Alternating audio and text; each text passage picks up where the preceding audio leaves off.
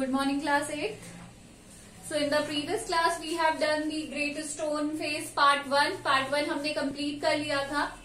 Now today we are going to start part 2 of that जो उसकी जो series है, ये series ही कहेंगे, उस series का हम second part start करेंगे. That is great stone phase part 1, 2.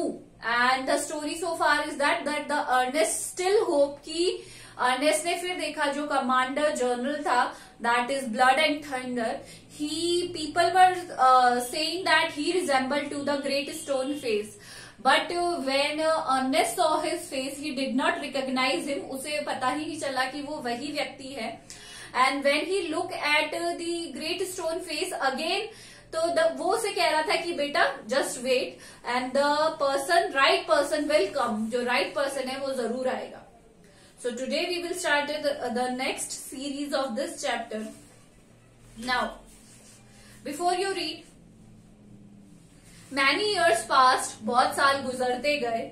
Ernest was a young man of middle age. अब वो पहले young man था, अब वो middle age में मतलब 30-40s या late 40s में पहुंच चुका था. To his neighbor, who never suspected that he was anything more than an ordinary and familiar face, but जो उसके जो नेबर्स थे उन्हें कभी भी इस बारे में सस्पेक्ट नहीं लगा कि ये जो व्यक्ति है अर्नेस्ट, ये एक नॉर्मल इंसान के साथ साथ एक एक्स्ट्रा ऑर्डिनरी पर्सन भी है. He was only a humble and hard working, बहुत ही ज्यादा हम्बल है, विनम्र है, एंड हार्ड वर्किंग टू, दो थॉटफुल पर्सन, और उसके अलावा वो एक विचारशील व्यक्ति है जिसके बहुत स्ट्रांग ओपिनियंस होते हैं.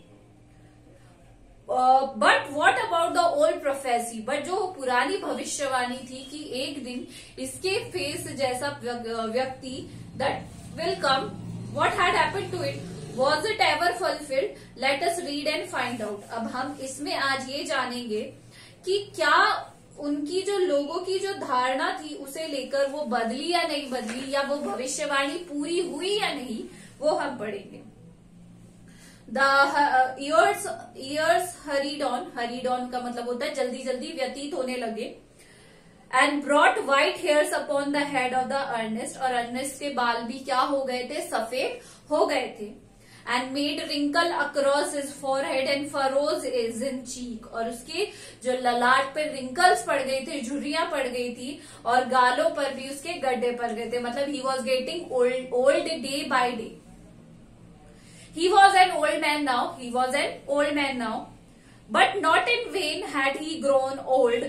More numerous than the white hairs on his head were the wise thoughts in mind. But ऐसा नहीं है कि उसका जो बुढ़ापा था वो व्यर्थ गया है, नहीं, उसके सिर के बालों से भी ज्यादा उसके मन में समझदारी के बहुत सारे, मतलब जितने उसके सफेद बाल भी नहीं थे ना सर में, उससे कहीं ज्यादा उसको इतना एक्सपीरियंस हो गया था लाइफ का कि मतलब उसे we can not measure that, हम उसे मेजर भी नहीं कर सकते. And Ernest has cease to be obscure, obscure होता है not well known, but Ernest अब अनजाना व्यक्ति नहीं रहा था. Most of the people know who is Ernest, where he is living, what he do, each and मतलब most of the person know about Ernest. Unsought for undesired had came the fame for which so many seek. अब धीरे धीरे उसके पास भी fame आने लगी, उसे भी लोग जानने लगे. जैसे लोग जाने पहचाने चेहरे थे, थंडर था, गैदर गोल्ड था, उनके बारे में जानते थे, उसी तरीके से अर्नेस्ट के बारे में भी जानने लगे. He had become famous beyond the limits of the valley, मतलब वैली के अंदर ही नहीं, वैली के आसपास के एरिया में वो बहुत ही ज्यादा फेमस हो गया था. College professors and even the active men of cities came from far to see and converse with Ernest. मतलब ऐसा नहीं है कि कॉलेज के प्रोफेसर या जो भी नामी गिरामी जो लोग थे या जाने पहचाने वेल नोन लोग थे सिटीज के, they come to Ernest to meet him, to converse him, to talk to him, to take his advice in many matters. And he receive them with gentle sincerity, और वो उनको उसी आदर भाव के साथ रिस्पेक्ट करके उनका क्या करता था, वेलकम करते थे.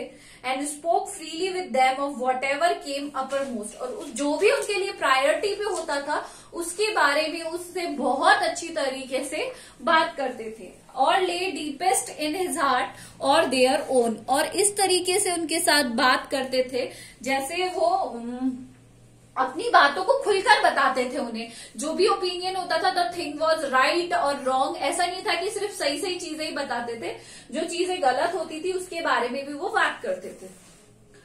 While they talked together, his face would brighten. जब भी वो लोग आपस में बात करते तो उसका फेस एकदम ब्राइट हो जाता, चमकता। अनअवेयर्स मतलब अनलोइंगली, बिना जाने पे, अनजाने में। And shine upon them as with a mild evening light, एक जो mild, not very strong, gentle, soft. और उन लोगों की जो शाम थी उस पर एकदम से उसका चेहरा यानी उनकी बातें इतनी अच्छी होती थी कि people use to get attracted to him, मतलब उनके चेहरे पर इतनी उजाला आ जाता था जब वो लोगों को कुछ एडवाइस करते थे। While Ernest had been growing old, God had granted a new poet to this earth. अब अर्नेस्ट तो क्या हो रहे थे, बूढ़े होते जा रहे थे, बट जो भगवान ने एक नया कवि इस पृथ्वी पर भेज दिया था। He too was a native of the valley. वह भी इसी घाटी का निवासी था तो इसी घाटी का निवासी, but had spent the greater part of his life in distant cities. But उन्होंने अपनी लाइफ का बहुत सारा पार्ट दूसरी सिटीज में व्यतीत किया था। Pouring out his sweet music everywhere, और हर जगह अपनी जो मधुर संगीत है उसे बिखेरता रहा था। Pouring मतलब बिखेरना। Neither was the great stone face forgotten. ना तो ग्रेट स्टोन का जो महान प्रस्तर का जो चेहरा था उसे भूल पाया था, because for the poet had celebrated in a poem. जो पोएट था उन्होंने जो ग्रेट स्टोन फेस का जो चेहरा था, फेस था, उसको इतनी अच्छी तरीके से डिस्क्राइब किया था को कोई भी उसे भूल नहीं पाया था। The songs of this poet found their way to Ernest, और जो सॉन्ग्स थे वो सीधे सीधे उन्होंने अपना रास्ता ढूंढ लिया अर्नेस्ट तक पहुंचने का, मतलब वो सीधा किसके पास, अर्नेस्ट तक पहुंचे। He read them after his customary toil, रोज का काम करने के बाद, दैनिक काम के बाद उसने उसे सुना। Seated on the bench before his cottage door, अपने गेट के बाहर बैठते हुए उसने उन पोएम्स को ध्यान से सुना। And he lifted his eyes to the mountain, और जैसे जैसे वो पढ़ता जा रहा था फिर उसका ध्यान जाता स्टोन की फेस की तरफ, फिर वो एक लाइन पढ़ता और स्टोन से मतलब वो मिलाने की कोशिश कर रहा था। he wanted to combine कि क्या जो पोयम में लिखा है that exactly looks और resemble with the great stone face, उसकी जैसे रिजेंबल करता है क्या। O great stone face, he said, it is not this man worthy to be your likeness.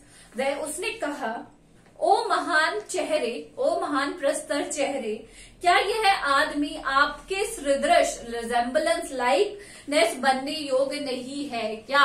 तो उन्होंने कहा क्या ये आपके योग्य, लायक नहीं है क्या।